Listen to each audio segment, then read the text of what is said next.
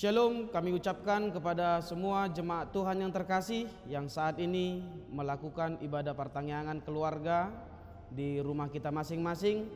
Selamat beribadah dan selamat bersuka cita melalui panduan ibadah ini.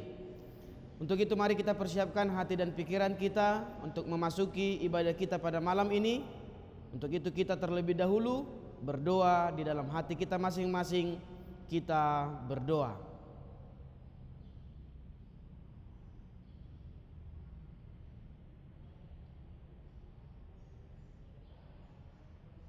Amin. Mari mahita tapuji matuhatta sian bukwede nomor 205 ayat sada dohot ayat 2.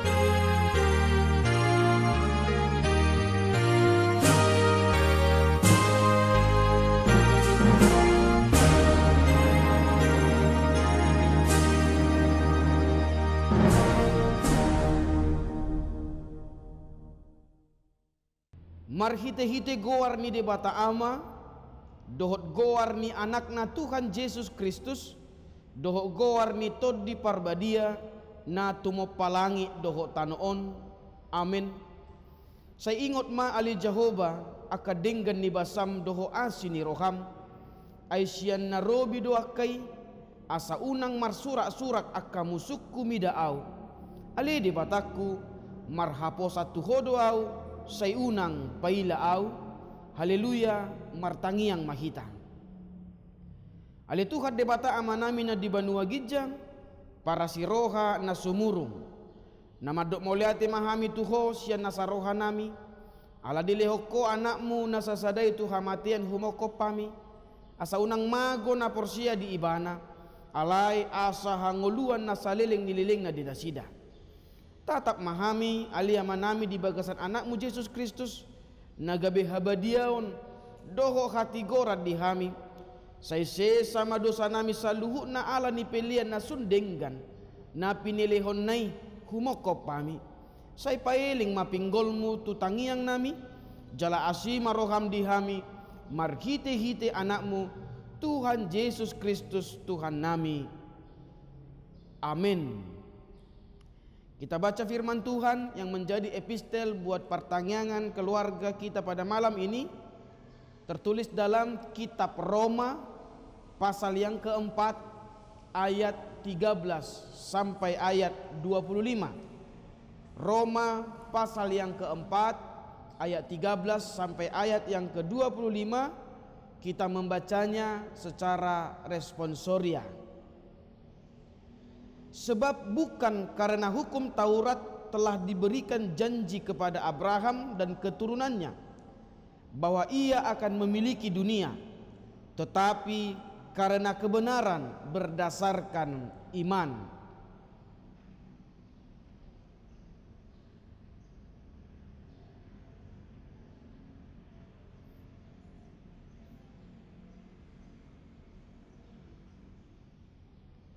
Karena hukum Taurat membangkitkan murka, tetapi di mana tidak ada hukum Taurat, di situ tidak ada juga pelanggaran.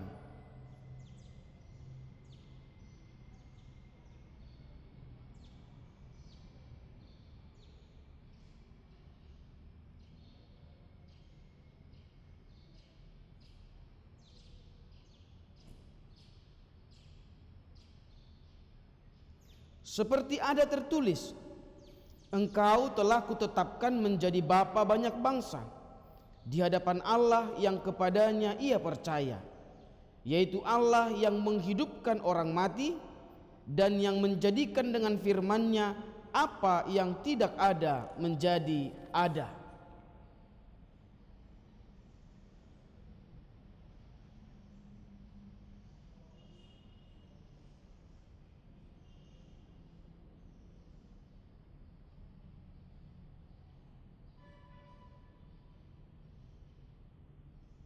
Imannya tidak menjadi lemah, walaupun ia mengetahui bahwa tubuhnya sudah sangat lemah karena usianya telah kira-kira 100 tahun dan bahwa rahim Sarah telah tertutup.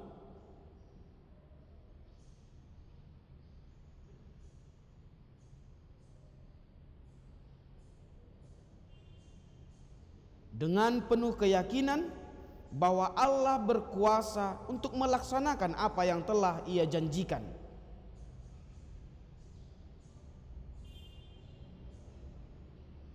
Kata-kata ini, yaitu hal ini diperhitungkan kepadanya, tidak ditulis untuk Abraham saja.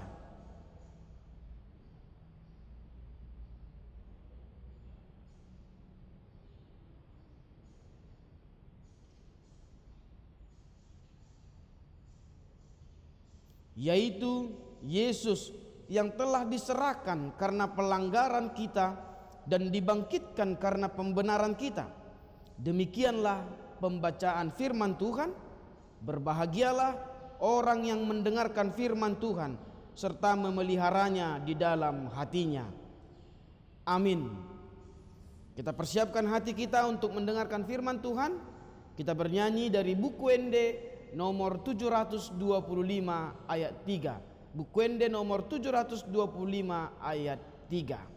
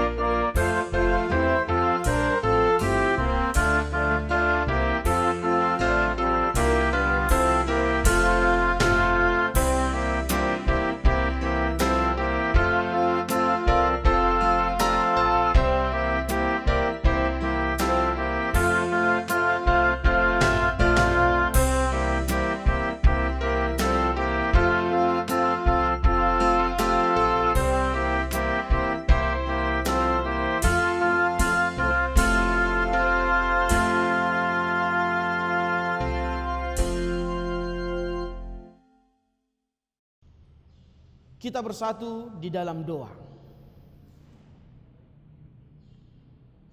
Bapa yang kami sembah di dalam Yesus Kristus, kami bersyukur buat kasih-Mu yang senantiasa Tuhan nyatakan dalam hidup kami. Kami bersyukur pada saat ini Engkau mempersekutukan kami di tengah-tengah ibadah pertanggungan keluarga ini. Biarlah melalui ibadah ini kami boleh memuji Tuhan dan pujian kami menjadi kemuliaan bagi nama-Mu. Dan biarlah melalui ibadah ini kami diberi kesempatan untuk semakin mengenal apa yang menjadi kehendak Tuhan melalui firman-Mu yang akan kami dengarkan. Untuk itu ajari kami Bapa melalui Roh Kudus-Mu dan kuatkan kami untuk menghidupi firman-Mu dalam kehidupan kami. Berfirmanlah Engkau ya Allah, kami siap untuk mendengar.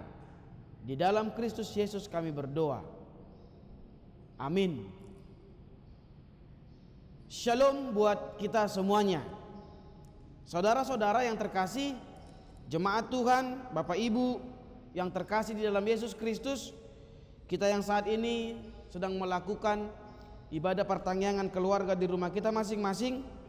Untuk itu firman Tuhan yang menjadi berita sukacita buat kita tertulis dalam kitab Mazmur pasal 22 ayat 23 sampai 31. Mazmur 22 ayat 23 sampai ayat 31. Untuk itu saya mengajak kita membacanya secara berganti-ganti. Saya akan membaca ayat 23, maka semua yang di rumah boleh membacanya. Demikian kita berganti-gantian sampai ayat 31. Saya baca dari ayat 23. Aku akan memasyurkan namamu kepada saudara-saudaraku dan memuji-muji engkau di tengah-tengah jemaah.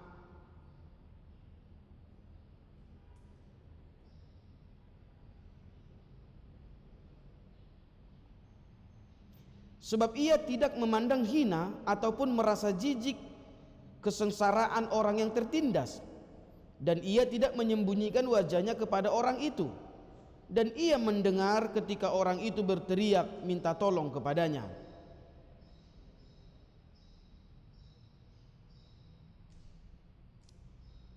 Orang yang rendah hati akan makan dan kenyang. Orang yang mencari Tuhan akan memuji-muji Dia. Biarlah hatimu hidup untuk selamanya.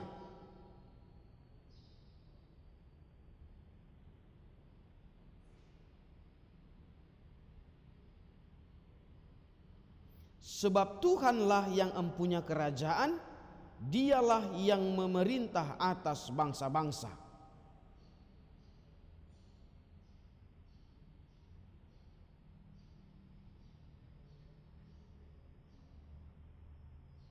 Kita bersama-sama ayat 31.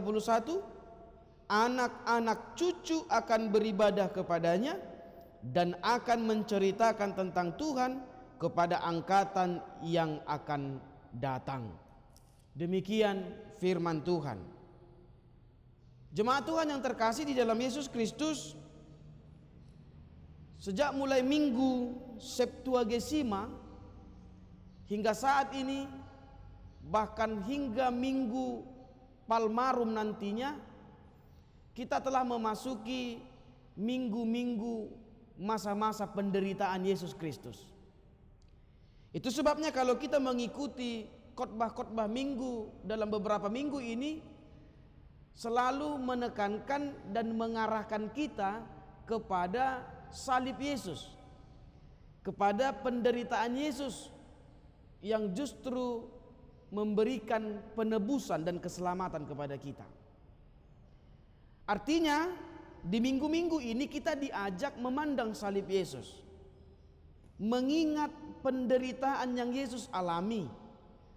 Karena melalui hal itu kita harus menyadari dan mengimani sebuah realita kehidupan yang akan kita jalani dengan iman. Seperti apa yang dikatakan Yesus, bahwa barang siapa ingin mengikut Dia, dia harus memikul salib. Seperti Yesus yang tersalib, maka kita juga dengan iman, oleh karena kebenaran kita juga akan menghadapi banyak hal-hal penderitaan, kesulitan, kesusahan oleh karena iman kita. Tapi justru perjalanan Yesus tidak berakhir di salib. Perjalanan Yesus berakhir kepada sebuah kemenangan dan kebangkitan. Itu justru menjadi jaminan bagi kita. Dengan iman kita kepada Dia, maka kepada kita setiap orang percaya juga dalam menghadapi setiap kehidupan kita akan beroleh kemenangan dan kebangkitan juga. Nah, terkhusus nats firman Tuhan kita hari ini dari kitab Mazmur pasal ke-22 juga mengarah kepada salib dan penderitaan Yesus. Kalaupun sebenarnya nats ini adalah sebuah pengalaman hidup dan pengakuan iman dari Daud, tapi ini merujuk juga kepada penderitaan Yesus untuk menyelamatkan kita.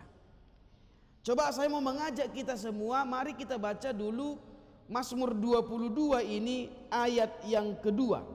Mazmur 22 ayat 2. Coba kita baca bersama-sama dalam bahasa Indonesia.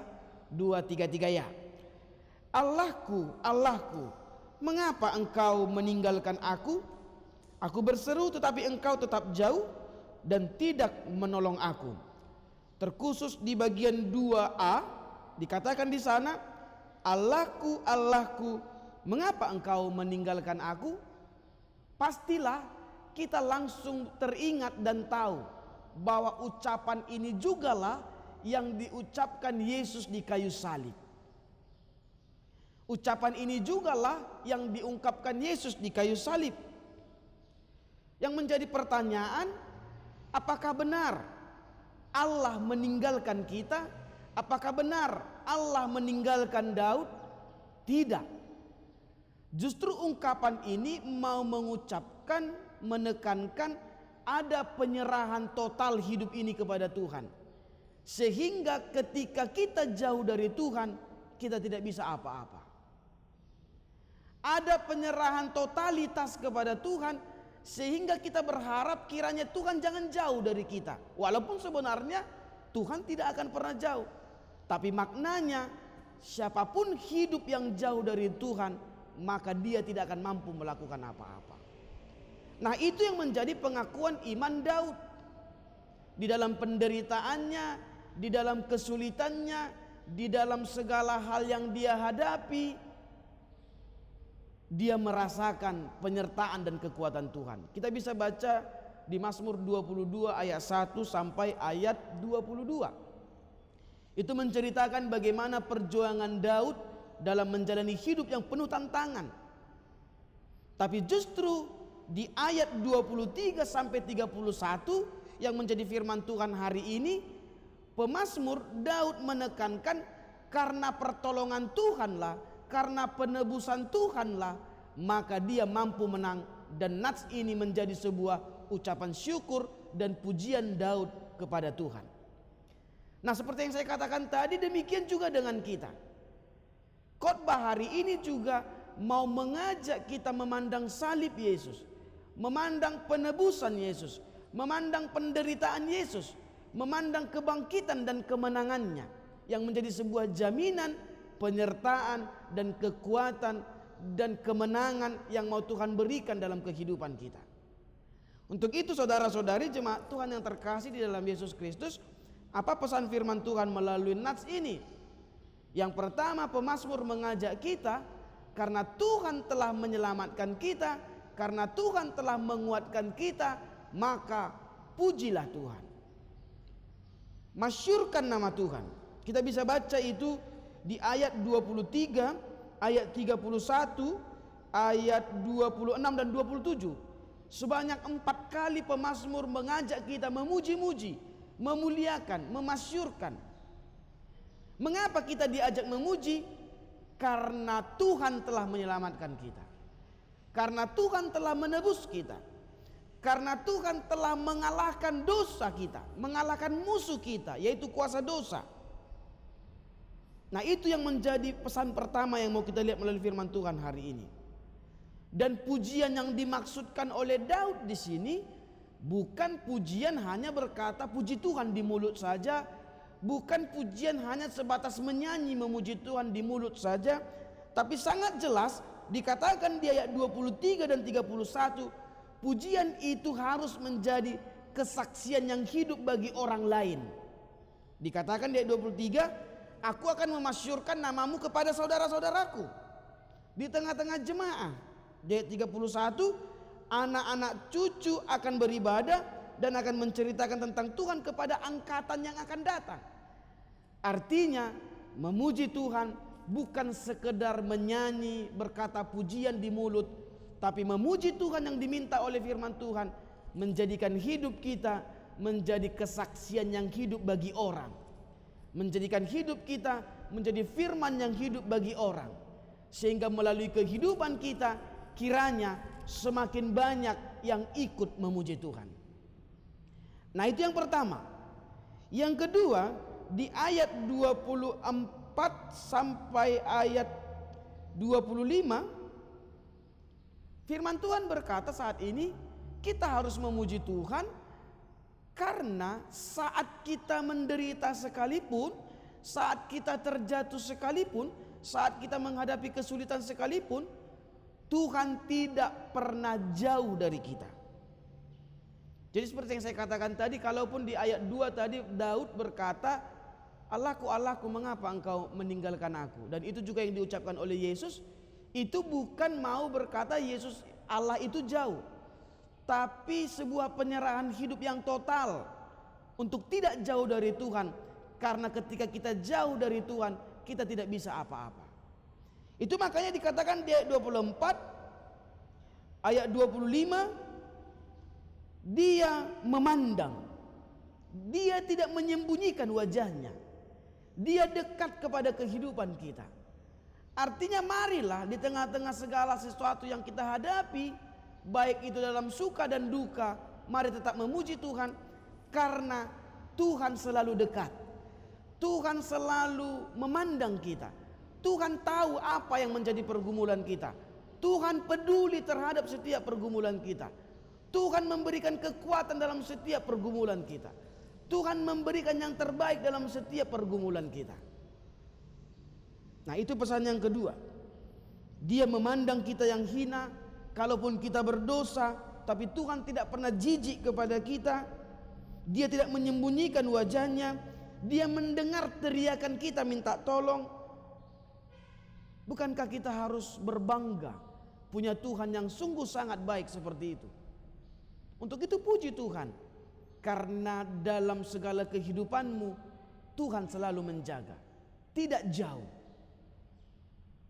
tidak pernah meninggalkanmu. Namun seperti yang pernah saya katakan, apalagi di khotbah yang hari Minggu lalu, bukan berarti kalau Tuhan itu dekat, bukan berarti kalau Tuhan itu menjaga, bukan berarti kalau Tuhan itu selalu menyertai kita, lalu kita bisa melakukan apapun seenak kita. Ibarat seorang yang mau mengendarai motor, sebelum dia pergi dia berdoa dulu kepada Tuhan. Tuhan, berkati perjalananku. Lalu karena dia berdoa kepada Tuhan dan dia yakin Tuhan menyertainya, maka dia seenaknya aja dengan kecepatan 200 km per jam. Itu pikiran yang salah. Bukan berarti kalau Tuhan menyertai saya lalu saya bisa seenak-enaknya. Bukan. Artinya justru ketika saya menyadari Tuhan dekat, Tuhan tidak jauh dari saya, maka Tuhan mengharapkan hidup yang penuh dengan ketaatan. Hidup di dalam koridornya Tuhan, hidup di dalam batasannya Tuhan. Sehingga ketika kita mau taat dan hidup di dalam jalan Tuhan, maka Tuhan pun akan dengan gampang, dengan mudah menjaga kita, merawat kita, memelihara kita. Dan disitulah terlihat bahwa kita mengandalkan Tuhan, bukan mengandalkan pikiran dan kekuatan kita. Itu pesan yang kedua. Pujilah Tuhan dalam segala sesuatu yang kita hadapi, karena apapun yang kita alami, pasti Tuhan itu dekat. Tuhan itu selalu memandang, Tuhan mendengar dan tahu apa yang terbaik bagi kehidupan kita. Dan yang terakhir firman Tuhan berkata, pujilah Tuhan karena Tuhan kita adalah Tuhan di atas segala-galanya. Ayat 28 sampai ayat 30. Dia di atas segala-galanya. Dia yang menguasai, dia pemilik bumi, dia penguasa, dia pencipta. Dialah yang mempunyai kerajaan, dia yang memerintah atas bangsa-bangsa. Itu makanya dikatakan di ayat 30, supaya semua orang sujud. Tak ada gunanya menyombongkan diri, di ayat 30, tak ada gunanya meninggikan hati, tapi justru tanda pujian kita kepada Tuhan hidup di dalam kerendahan hati. Hidup memohon dan bersujud kepada Tuhan. Sebesar apapun kuasa yang kita miliki, mari hidup di dalam kerendahan hati. Karena Allah sendiri yang maha kuasa mau turun ke bumi, mau disalibkan dan menjadi hina, wujud kasih dan kerendahan hatinya. Maka mari memuji Tuhan, artinya hidup menyembah, hidup dalam kerendahan hati, hidup bersujud kepada Tuhan, karena Tuhan adalah di atas segala-galanya. Jika demikian adanya, jika kita sudah menyadari dan mengimani Tuhan di atas, penguasa di atas segala-galanya, lalu masihkah kita mengandalkan kuasa-kuasa lain di dunia ini? Masihkah kita bergantung kepada kekuatan-kekuatan lain di dunia ini? Tentu bukan seperti itu lagi. Firman Tuhan hari ini berkata, memuji Tuhan dengan bergantung kepada Tuhan, Dia yang berkuasa di atas segala-galanya, dan hidup di dalam kerendahan hati. Selamat menjalani hidup, percayalah apapun yang kau hadapi, Tuhan melihat dan memberikan yang terbaik dalam kehidupanmu. Amin, kita berdoa. Terima kasih Bapa buat firman-Mu, ajari kami untuk memahami, kuatkan kami untuk menghidupi, sehingga kami bukan hanya sebagai pendengar, tapi kami dimampukan menjadi pelaku-pelaku firman. Terlebih firman-Mu hari ini mengajari kami atas realita kehidupan yang akan kami hadapi dengan iman. Tapi Tuhan menjanjikan kepada kami penyertaan, pertolongan, kekuatan, agar melaluinya kami yakin, percaya dan bergantung kepada Tuhan, serta mempersembahkan hidup kami menjadi pujian dan kemuliaan bagi Tuhan. Kami serahkan hidup ini ke dalam tangan-Mu. Terpujilah Engkau kini selalu sepanjang segala masa. Amin. Kita bernyanyi, dan setelah bernyanyi kita akan sampai kepada doa syafaat yang dipimpin oleh seorang dari anggota keluarga. Supaya dipersiapkan untuk itu, kita bernyanyi dari buku Ende nomor 363. Buku Ende nomor 363.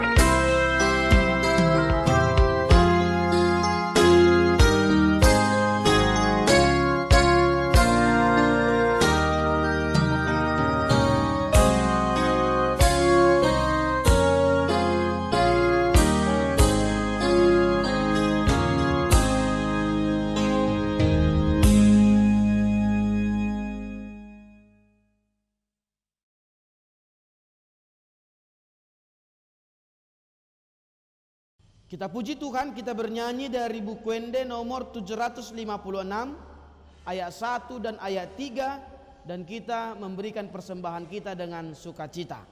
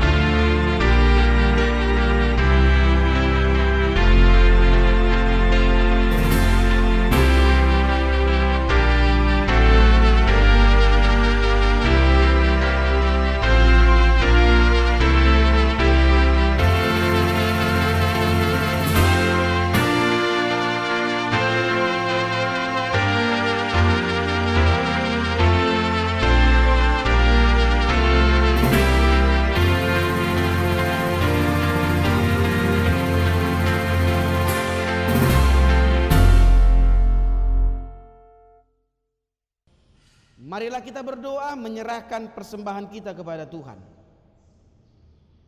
Ali de bata amanamina di Banua Gijang, hodo haroroan ni saluhu silehon-lehon na dinggat doko nasa ulibasa na mauliutus. Kupasahata mi masya na nilehomi tuhami pilihan nami tuho. Saya jalo may gabiwam na husus di jolom. Pasu-pasu may jala ramoti. Asa hupar hasya kami pilihan noon pati bulhon harajaumu. Di tonga-tonga ni huriam doho di portibion. Buhay maroha nami marhite-hite todim. Asalam hutada hami godang ni silehon-lehomi tuhami. Asalam girgir hami madok moliate tuho. Marhite-hite Yesus Kristus Tuhan nami. Amin rak maita madok di tangiang hatopatay. Ali aman nami na di Banua Gijang. Saya pinarbadia magoarmu. Saya roma harazaumu. Saya sauk malomo ni roham di Banua Tongaon songon na di Banua Gijang. Leho matu kami sadarion hanguluan siapari. Saya sama dosa nami songo panesa nami. Di dosa ni doongan namar dosa tu kami. Una kami togi hot tu pangujunan. Palua mahami siap pangago. Ay hona puna harajaon. Do hagogoon. Rodi asang apos saleleng nileleng na. Amen asini rohani Tuhan Yesus Kristus. Olong ni rohani debata ama. Doho parsaoran ni tod di parbadia ma. Maddongani hamu saluhuna. Amen.